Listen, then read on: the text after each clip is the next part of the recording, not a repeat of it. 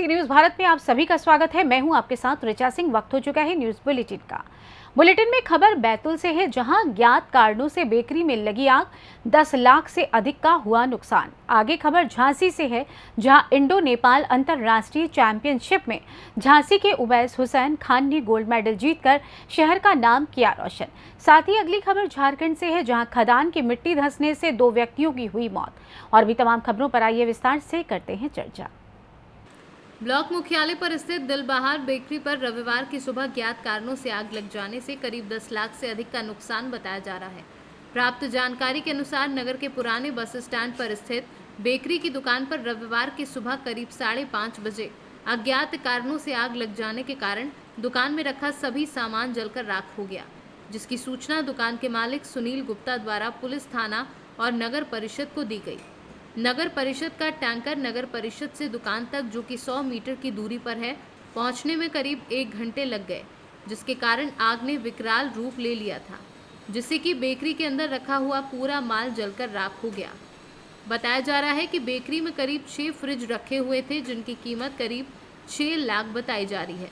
साथ ही अन्य cold drinks, दूध, आइसक्रीम, केक तथा बेकरी का अन्य सामान भी जलकर राख हो गया है। प्रत्यक्षदर्शियों के अनुसार फायर टैंकर घटनास्थल पर पहुंचने के बाद इंजन चालू नहीं हो पा रहा था। इंजन चालू करने के लिए बैटरी बुलाई गई, जिसमें करीब 30 मिनट का समय लगा, जब तक बेकरी में रखा पूरा सामान जलकर राख हो गया था। अगर समय रहते फायर ब्रिगेड घटनास्थल पर पहुंच जाता तो काफ़ी हद तक नुकसान होने से बचाया जा सकता था। लगी और कितना नुकसान हुआ है लगभग? हमारा नाम सुनील कुमार गुप्ता है। तो पता नहीं सुबह आज किस कारण से आगे लगी है। सुबह 5 बजे करीबन आगे लग गई थी और फायर ब्रिगेड की गाड़ी को देखने के लिए गए तो वहाँ फायर ब्रिगेड की गाड़ी थी, लेकिन यहाँ आने के बाद वो उसकी बैटरी नहीं होने के कारण 2 घंटे करीबन लेट हो गई, जिससे पूरी दुकान खत्म हो गई। कितना नुकसान हुआ है लगभग? दुकान में नुकसान करीबन 25 लाख रुपए का हुआ सब मिला के सारा टोटल मिला के। आपके द्वारा क्या कार्रवाई की जा रही है? बड़ा दुखद विषय है आज की हमारे साथी और बड़े भैया पल्लू सुनील गुप्ता जी की जो बस स्टैंड पर स्थित दुकान है, उसमें आगजनी घटना हुई, जिससे पूरी दुकान तबाह हो गई है। यानी उसमें एक भी आइटम सुरक्षित नहीं बचा है। अज्ञात कारणों से आग लगी हुई है। व्यापारी संघ पूरी तरह से कल्लू गुप्ता और उसके परिवार के साथ है। हर संभव मदद, वो प्रशासनिक हो, शासकीय हो, किसी स्तर तक और व्यक्तिगत हो, सारी मदद उनको की जाएगी, जिससे कि वो परिवार फिर से उभरने में सहायक सिद्ध हो। व्यापारी संघ तत्परता से पूरी तरह से कल्लू गुप्ता के साथ है। बैतूल से सी न्यूज संवाददाता शैलेंद्र गुप्ता की रिपोर्ट। झांसी के सीपरी बाजार थाना क्षेत्र अंतर्गत रहने वाले उवैस हुसैन खान ने इंडो नेपाल अंतर्राष्ट्रीय चैंपियनशिप में एथलीट में गोल्ड मेडल जीतकर झांसी का नाम रोशन कर दिया। उवैस हुसैन खान इस समय अलीगढ़ मुस्लिम यूनिवर्सिटी से अपनी पढ़ाई पूरी कर रहे हैं। उनके कोच दीपक वर्मा ने बताया कि उसमें बहुत सारी प्रतिभाएं शुरू से ही थी। खेल भावना उसमें कूट कूट कर भरी हुई। उवैस को सिखाने में मुझे बड़ा ही गर्व महसूस हुआ। मैंने उसके अंदर की छुपी हुई प्रतिभा को पहचान लिया था और इसी के चलते मैंने जी जान से उसके साथ मेहनत की और आज उसी मेहनत का नतीजा है कि उवैस हुसैन खान ने देश का नाम दुनिया में रोशन किया है। इसी कड़ी में मिराज खान अंडर 17 में रजत पदक प्राप्त किया। वहीं पावर लिफ्टिंग में कार्तिक सोनी ने भी गोल्ड मेडल हासिल किया। कार्तिक सोनी ने पावर लिफ्टिंग में मेडल हासिल किया। एथलीट में उवैस खान ने ओपन में 100 मीटर में गोल्ड मेडल अपने नाम किया। झांसी रेलवे स्टेशन पहुंचने पर झांसी की जनता ने मेडल जीतने वाले खिलाड़ियों का स्वागत किया। हार फूल माला पहनाकर बड़े ही गर्मजोशी के साथ इन खिलाड़ियों का झांसी रेलवे स्टेशन पर स्वागत हुआ। हाँ, मेरा नाम दीपक कुमार वर्मा है। मैं झांसी का रहने वाला हूँ। वर्मा जी, क्या है आपके शिष्य, कहाँ से क्या जीत कर आए?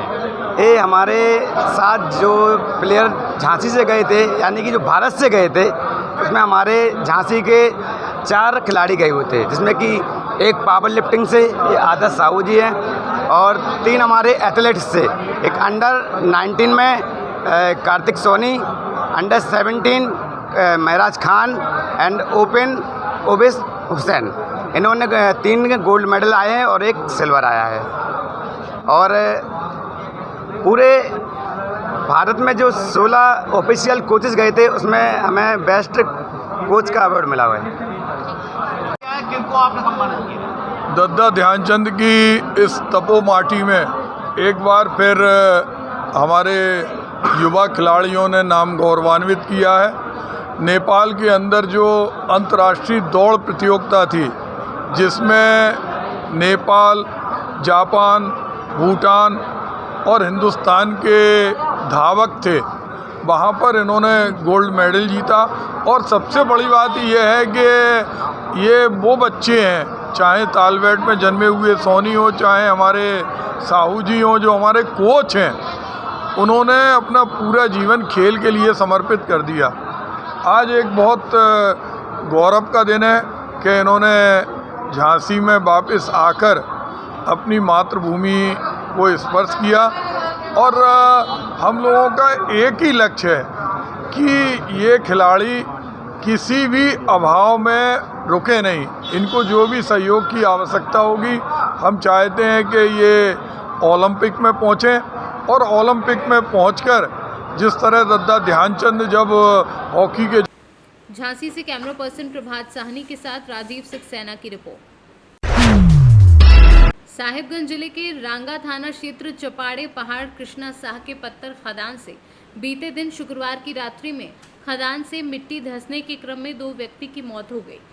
बताते चले कि जब घटना घटी तो कंपनी के स्टाफ के द्वारा आनन फानन में बंगाल के किसी हॉस्पिटल में ले जाया गया, जहां उनकी मौत हो गई।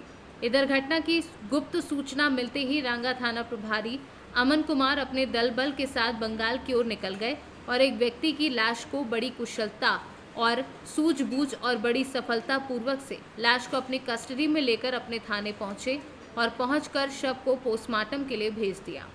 उन्होंने कहा कि एक व्यक्ति की शव अभी नहीं मिल पाया है, उसकी जांच अभी चल रही है। कृष्णा शाह नाम के जो व्यक्ति हैं, जिनका खदान चलता है, वहाँ पे दुर्घटना हुई थी, जिसमें 2 लोग की मृत्यु की सूचना प्राप्त हुई थी। इस संबंध में मैं और थाना प्रभारी साथ में जांच में गए थे, इंस्पेक्टर साहब भी गए थे और डीएमओ साहब भी साथ में बाद में उन्होंने जांच किया है। जांच में मृत्यु के कारणों का साफ पता नहीं चल पाया है। घटनास्थल पर हम लोगों ने देखा कि वहाँ पे मिट्टी जो है पहाड़ से दरक कर गिरी हुई है और संभवतः हो सकता है कि मिट्टी व्यक्ति के ऊपर गिरा होगा, मजदूर के ऊपर गिरा होगा, उससे उसकी मृत्यु हुई होगी। लेकिन अभी फ़िलहाल ये जांच का विषय है। ड्रिलिंग जैसी कोई अभी तक उसमें साक्ष्य नहीं मिले हैं कि कोई अवैध खनन हो रहा था, लेकिन मिट्टी के निशान मिले हैं कि पहाड़ से मिट्टी गिरकर नीचे आई है और शायद इसमें मिट्टी में मृत्यु की मजदूर की दबकर मृत्यु हो सकती है। लेकिन अभी हम लोग जाँच कर रहे हैं, प्रथम दृष्टया तो अब यही प्रतीत हो रहा है। कुल कितने मजदूर? 2 मजदूरों की मृत्यु की खबर सामने आ रही है, जिसमें से एक मृत मजदूर की। साहिबगंज से सीनियर संवाददाता संतोष शर्मा की रिपोर्ट। इंद्री के गांव जप्ती छपरा के जीरी के खेत में पड़ा मिला शव। जैसे ही लोग सुबह अपने खेत में गए तो उन्होंने जीरी के खेत में एक शव पड़ा देखा, जिसकी सूचना पुलिस को दी गई। सूचना मिलते ही पुलिस ने मौके पर पहुंचकर शव को कब्जे में लेकर जांच शुरू कर दी।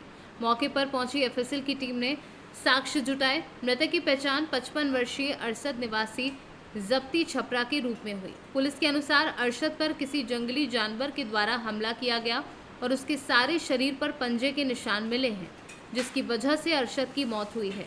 वहीं मृतक के परिजनों ने हत्या की आशंका जाहिर की है। पुलिस ने शव को कब्जे में लेकर करनाल के कल्पना में पोस्टमार्टम के लिए भिजवा दिया है। कि अरशद नाम के एक व्यक्ति की जप्ती छपरा में सूचना दी आई थी कि हत्या हो गई है, परंतु जो घटनास्थल पे आए हैं और डेड बॉडी का मुआयना किया है। पहले डेड बॉडी पानी में थी, गारा मिट्टी में हुई थी, तब तक तो ऐसी आशंका जताई जा रही थी कि हत्या हुई है, परंतु जो ही डेड बॉडी को निकाल के साफ़ किया गया है तो उससे जो चोटों के निशान है वो कुछ ऐसे प्रतीत होते हैं कि भाई जैसे किसी जंगली जानवर के हमले से चोटें आती हैं, उस तरह की चोटें। अच्छा, काफ़ी निशान उसके शरीर पर मिले हैं, गले पे भी निशान मिले हैं। हाँ, गले पे भी है, आगे छाती पे भी हैं, इसके कमर में भी हैं, पैरों पे भी हैं जी। तो सर, परिवार तो हत्या की आशंका जता रहे हैं। हाँ, कोई बात नहीं, परिवार जैसी बयान लिखाएगा उसके मुताबिक कार्रवाई करेंगे। तो ऐसे में जैसे जिस तरीके से जानवर की कोई आशंका जताई जा रही है, प्राथमिक जांच क्या लग रही है लोग हैं उनको भी सतर्क रहना चाहिए। हाँ, बिल्कुल सतर्क रहना चाहिए। तो पुलिस किस तरह की आप कार्रवाई कर रही है? पुलिस अभी परिवार वालों का कथन लिखेंगे, उसके मुताबिक कार्रवाई करेंगे। तो प्राथमिक जांच में क्या लग रहा है सर ये? प्राथमिक डेड बॉडी को देखने से तो ऐसा नहीं लग रहा कि भी किसी चोट के निशान है वो। हाँ जी, क्या नाम है आपका? साने रजा जी, गाँव जप्ती छपरा जी। क्या मैटर है ये बताया थोड़ा सा। सर मैं तो खेत पर से मुझे पता लगा कि भाई नहीं भाई यहाँ पे काम कर रहा था, सवेरे आया था और मैं उसे देख जब यहाँ पे खेत पे आया तो मैं देखा जी भाई के साथ ये डेड बॉडी पड़ी हुई थी। हाँ जी, उसी टाइम मैंने अपने भतीजे पर फ़ोन करा जी, घर से नहीं घर वाले भी आए जी और अड़ोसी पड़ोसी सभी गाँव वासी यहाँ पहुँचे। तो क्या आपके भाई की हत्या करके यहाँ फेंक गया? सर ये क्या कह सकते हैं जी, तो लग तो ऐसी रहा कि भाई नहीं हत्या हुई जी। हत्या हुई है जी सर। तो कोई आपस में दुश्मनी? ना कोई रंजिश नहीं जी, किसी से कुछ नहीं जी।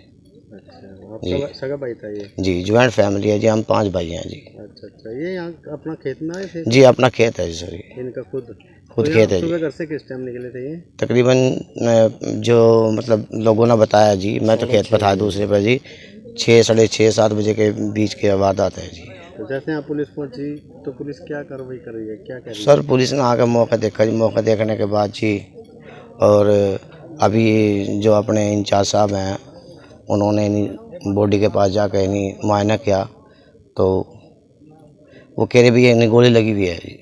तो क्या लगता है आपको हत्या हुई इसकी? हत्या हुई सर जी। कितने बच्चे हैं इसके पास? इसके पास जी 4 बच्चे हैं जी, 1 लड़की है जी, 5 बच्चे हैं टोटल जी। क्या मांग करें? सरकार से मैं न्याय की मांग करूंगा सर जी, हमारा को इंसाफ मिलना चाहिए।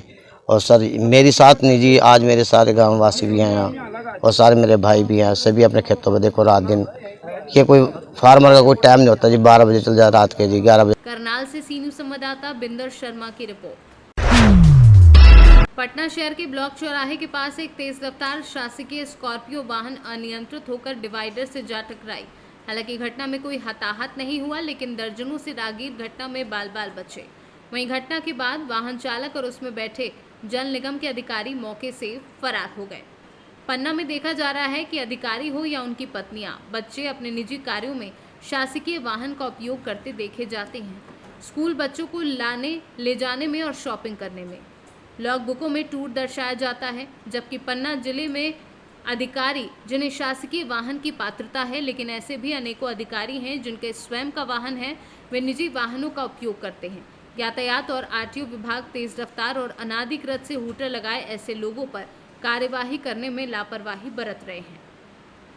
पन्ना से सी न्यूज़ संवाददाता रीना सोनी की रिपोर्ट। फिलहाल न्यूज बुलेटिन में बस इतना ही। देश दुनिया की तमाम खबरों की जानकारी के लिए देखते रहें सी न्यूज़ भारत। हर खबर आपके साथ, आपके हाथ।